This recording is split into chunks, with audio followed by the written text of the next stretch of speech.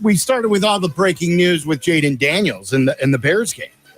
By the way, John is in Fishers, Indiana, and he says he has relieved himself at a famous place. John, what's up? Not quite. Long-time listener, first-time caller. Can't believe this is what I'm calling about. Can't believe I'm 57 years old, John, and I can't believe I'm on the show talking about this. Yeah, John's like, what?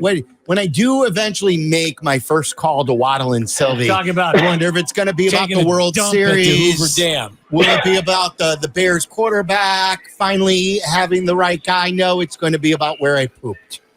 No, actually, I think all the time when Thayer's on the show, I was roommates with his cousin in college, and I always want to give him a call and tell him that. But, we were in Vegas last week. We decided to go to the Hoover Dam.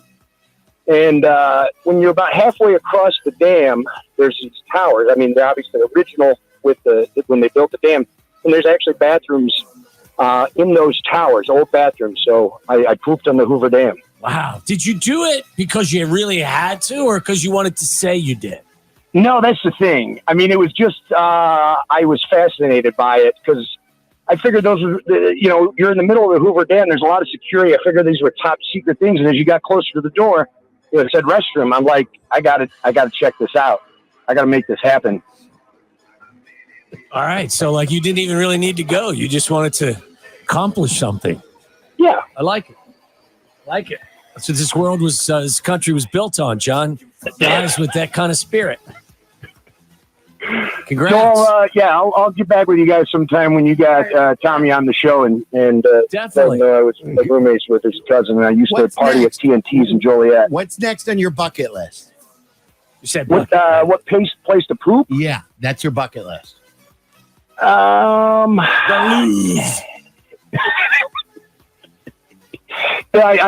can't really. I don't really pre-plan those things. It's just the moment happens, and you take advantage of it. Spur of the moment, right? Yeah. All right. Thank you. Thanks, John. When he was on, I tried to crack a damn joke, but it didn't hold up any water.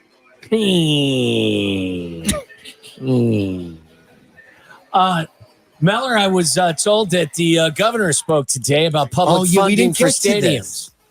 Yeah, we didn't get to it. Well, we're getting to it now. That's how we're doing this. We're just, we're just spraying to all fields right now. So, he was speaking at the Chicago Quantum Exchange Summit, and there was a press conference afterwards, and so he was asked specifically about the White Sox. Or was it? Is that me? You want me to play it? The White Sox. Sure does sound like the White Sox are not going to stay. What do you think? Well, you never know. I mean, I think, sometimes these things get mentioned in public because, they're trying to spur some action. So I don't know whether it sounds like they're leaving or not. I can just say that the same challenges exist for, putting public money to a private business. I mean, in the kind of size that people are looking for. We're always helping private businesses here, I might add, right? Sometimes it's just infrastructure, building putting the street light in front of the business, or building the street or the highway, or, helping build the infrastructure for transportation for a manufacturing facility. So we do that kind of thing all the time. But $1 billion or so investment in a private business that's for a private business rather, that is owned by wealthy people and is a highly valued enterprise, seems like the taxpayers rightly should say, don't we have other uses for that capital? Have you talked to Jerry Reinsdorf? I have not. Yeah, you have not talked I have about not. this. He's Not never about this. signaled that he might leave the city. No, not directly to me, but obviously he said something publicly. Sounds like the governor was calling Jerry's bluff. Oh, yeah. It sounds like he knows what card he's playing right now. Yeah. So he was not asked anything specifically about the Bears today's stadium. He was not, and this really wasn't, I think, the specific setting. My guess is that this was obviously in response to the report last week when you were gone, that Jerry is now contemplating selling the team and has already had talks with Dave Stewart and his group. Yes. And you guys touched on the Tony La Russa, Dave Stewart connection. Of course. And the Dave Stewart connection to wanting to be a part of a group to move a team to Nashville after he tried and failed to buy the team in Oakland. Oh, yeah, the old Smoke 34 group that he's leading. Yeah, we hit on that quite a bit last week. I wonder, though, what Pritzker said, Governor Pritzker, could you apply exactly what he said about not wanting to give $1 billion yes. to a private entity? Well, to yeah, what the Bears are that trying covered to do. everything. Sure. I think he covered a lot in a minute and a half there. I think he covered both stadium things. I think when I was gone, I went through the many stages of what most Sox fans went through. I went through initial excitement, reading the headline, is Jerry really going to get out of the business? That would be awesome. Oh, wait a minute. This is probably him just using this to scare people to try to get what he wants. And then, this is such a stupid way of doing business like usual, like Jerry does, because who really is going to be crying over the White Sox leaving at this point? And what timing is everything in life. After dropping the historically the worst historical season in the history of Major League Baseball, that's the time to play your leverage card. Right. And of course, there are still lots of Sox fans who would never want them to move. But as you just said, this is not the time to leverage your team and say, you know what? I may move myself or I may sell it to a guy who wants to move, because there may be a whole lot of shrugs to that.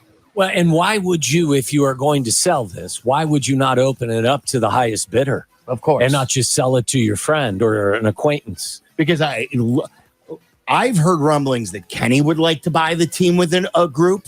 Kenny Williams. Really? That had been talked about before and mentioned that before, that may have been part of the. I'd like to put a group together and buy the team. I think Kenny's got a lot of friends in high places that he could get a group together. Any chance Michael would be interested? There's always been rumblings that maybe Barack Obama could be a part of a group. Would he have Michael in that group? Could they be a part of a group to buy the Bulls and the White Sox? Oh, I don't think the Bulls are ever going to be sold. I think that's a family treasure for years and decades to come. Unfortunately, I'm with you. Listen, I think the Sox would be. Yeah, I think there would be many who would line up that would want to keep the Sox in Chicago, absolutely, and would have a greater vision on how to get a ballpark built or do something on the South Side with what they have. Yes, by investing in what they have. Look, I mean, as Miller and I talked this through last week, Jerry talked about it in joking fashion that the whole setup with the regional sports rights was they were basically stealing. Like they were making money hand over. That's gone away. Quote, they were getting away with murder. His words, not ours. Right, getting away with murder. Well, that's not the case anymore. So it's become more difficult to actually get away with murder. Yeah, we got to talk about the antenna thing too and all that, because, I told you before I left about what was going on with Comcast with the tears and the arguing. But as many people have since said, this was months in the making, and these were problems that they should have been, as usual, like the way the White Sox and Bulls have done business. These are issues that easily could have been foreseen, especially with the way Comcast handled Marquee and other RSNs. And you just wish an app would have been ready quicker. And again, like, I know there are many things that they want to be looked at as the victim. But again, this isn't like this stuff just happened in the last 3 weeks. They before they even came up with this idea, when they listed the pros and the cons of going out on their own, this had to be on the list as far as some of the cons. Look, we can do this, but we know that we're going to have a fight on our hands. YouTube is never going to carry us because they don't carry local sports networks. Xfinity may give us a big problem because they are now moving all the RSNs to the highest tier. So there are two sides to every story. So while they want to be looked at as the victim, before they ever came up with this idea, a lot of these problems could have been foreseen, and they shouldn't be just looked at as the victim.